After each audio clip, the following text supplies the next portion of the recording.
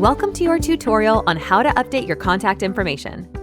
First, go to the login screen for digital banking and sign in. On the home page, navigate to the top right of the screen and click on your profile icon. Here, you can view all your user settings. Click on Profile to find your contact information. In Profile, you will find your profile image, personal details, and primary address. This is your contact information currently on file. In the Personal Details section, you can update your email address, secondary email address, home, mobile, and work phone number.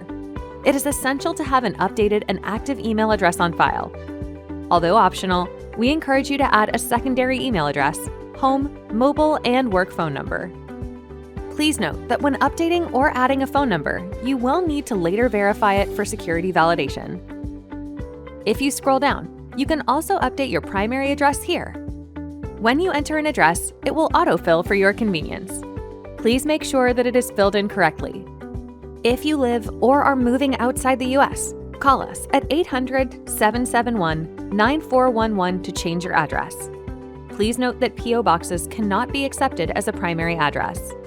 Once you are done updating your contact information, click Save Changes. You will be asked to verify your identity so that we know it is you and to protect your account.